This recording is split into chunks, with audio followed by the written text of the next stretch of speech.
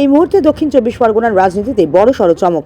ক্যানিং পশ্চিম বিধানসভার হাটপুকুরিয়া, আমতলা এবং গোপালপুর এই একাধিক অঞ্চল থেকে তৃণমূল কংগ্রেসে ভাঙনের ছবি স্পষ্ট। একগুচ্ছ নেতাকর্মী আজ প্রকাশ্যে তৃণমূল ছেড়ে যোগ দিলেন আইএসএফ দলে। হাটপুকুরিয়া অঞ্চল থেকে সিরাজ ঘরামি সহ তার একাধিক কর্মী ওই দিন আইএসএফে যোগদান করেন, যা নিয়ে রাজনৈতিক মহলে শুরু হয়েছে জোর চর্চা। যোগদানকারী নেতাকর্মীরা সরাসরি অভিযোগ তুলেছেন, দীর্ঘ 15 বছরে সাধারণ মানুষের প্রত্যাশা পূরণ করতে ব্যর্থ হয়েছে তৃণমূল সরকার। উন্নয়নের নামে শুধুই প্রতিশ্রুতি, কিন্তু বাস্তবে কাজের অভাব। আরও বিস্ফোরক মন্তব্য উঠে এসেছে তাদের মুখে। মানুষ এখন বিকল্প খুঁজছে, আর সেই বিকল্প হতে পারে বামফ্রন্ট আইএসএফ ঐক্য জোট। এদিন যোগদান মঞ্চ থেকে আইএসএফ নেতৃত্ব স্পষ্ট বার্তা দিয়েছেন, আমরা মানুষের সরকার গড়তে চাই। কর্মসংস্থান, শিক্ষা, স্বাস্থ্য প্রত্যেকটি ক্ষেত্রেই বাস্তব উন্নয়ন করাই আমাদের লক্ষ্য। সিরাজ ঘরামি এবং তার সহকর্মীরা জানান, আমরা আইএসএফের আদর্শে বিশ্বাস রেখে এসেছি। এখানে সাধারণ মানুষের কথা বলা হয়, দুর্নীতির বিরুদ্ধে লড়াই করা হয়, তাই আমরা একের পর এক যোগ দিচ্ছি। তৃণমূলের বিরুদ্ধে কড়া সুরে তারা বলেন, দল এখন আর মানুষের নয়, কিছু ব্যক্তির হাতে বন্দী হয়ে পড়েছে, তাই আমরা পরিবর্তনের পথে হাঁটছি। রাজনৈতিক বিশ্লেষকদের মতে এই ধারাবাহিক ভাঙন যদি চলতে থাকে, তাহলে আগামী বিধানসভা নির্বাচনে বড় প্রভাব পড়তে পারে। আমরা রাজনীতির ছেলে, কতদিন আর বসে থাকবো? আমরা দলের কাছে চেয়েছিলাম, কিন্তু সেই গুরুত্ব বা সেই সম্মান দেয়নি, যার জন্য আমরা একটা জায়গা থেকে বিভিন্নভাবে ছড়িয়ে যে যাওয়ার মতো পথ বেছে নিয়েছে। তাই আমি হাটপুকুরিয়া অঞ্চলের মানুষের স্বার্থে, রাজনীতির স্বার্থে আমি আইএসএফে আজ থেকে জয়েন করলাম এবং আইএসএফ এর পরিবারে একজন সদস্য হলাম এবং আইএসএফ এর যারা নেতৃত্ব আছে হাটপুকুরিয়া অঞ্চলে, তাদের সঙ্গে আমি কাজ করার সুযোগ করে দিয়েছে। আজ থেকে আমি তাদের সঙ্গে মিলে আগামী দিনে আইএসএফ দলের হয়ে কাজ করব এবং আমি আশা করব হাটপুকুরিয়া অঞ্চলের মানুষ সবাই আমার চেনে, জানে, বোঝে। আমার নার্ভ হাটপুকুর অঞ্চলের প্রত্যেকটা মানুষ জানে, বোঝে, চেনে। আমার জন্ম এখানে, আমি এই হাটপুকুরিয়ারই ছেলে। ছোট থেকে সবাই আমার চেনে। আমি কি পারি আর কি পারি না সেটাও মনে হয় সব মানুষ জানে, সেটাও সব মানুষ জানে।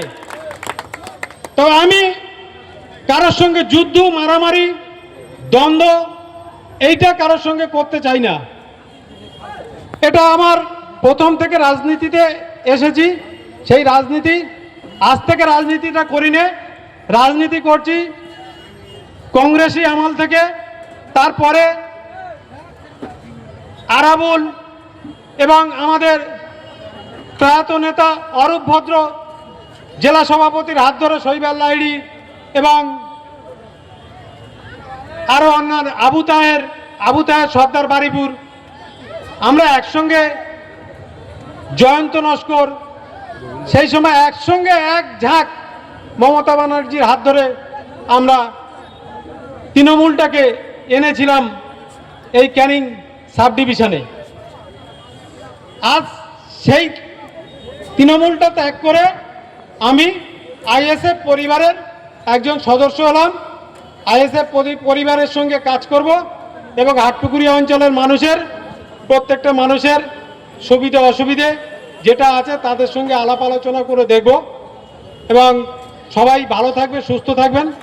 কিন্তু এই 7টা পর্যন্ত এই মাইক চালানোর নিয়ম ছিল।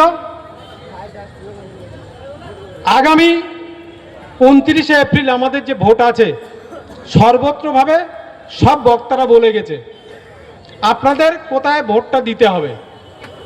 সেই সাথে সাথে আমি বলবো যে বিজেপি তৃণমূলটাকে বাদ দিয়ে আইএসএফ খামচিহ্নে ভোট দিতে অনুরোধ জানাবো এবং আগামী দিন যাতে আমরা প্রবীর মণ্ডলকে আইনসভায় পাঠাতে পারি, তার ব্যবস্থা আমাদের সকলের মিলে করতে হবে। সবাইকে ধন্যবাদ জানিয়ে আমার বক্তব্য শেষ করছি। অনেক পরে এসেছি আপনাদের কাছে। আপনাদের এখানে শুনছিলাম কিছু নেতা মোস্তানি করছিল। আমি প্রকাশ্য আজকে আপনাদের এখান থেকে বলে যাচ্ছি, হাটপুকুরিয়া অঞ্চল মোস্তানি ধমকানির জায়গা নয়। শান্তিপ্রিয় মানুষ, সকলে বসবাস করে, সেখানে আপনাদের বলবো শান্তি শৃঙ্খলা বজায় রেখে চলতে। এবং আগামী 29শে এপ্রিল আপনারা সকাল সকাল যাবেন, 4 নম্বরে বোতাম টিপে খামচিহ্নে ভোট দেবেন। আর আজকে থেকে আমাদের পরিবারে যুক্ত হলেন আমাদের সিরাজদা, আপনারা তার সাথে থাকবেন। আর আমাদের কর্মী যারা আছেন সকলে মিলে তারা একসাথে কাজ করবেন। আজকের আপনারা সকলকে ধন্যবাদ জানিয়ে আজকে আমরা প্রোগ্রাম শেষ করলাম।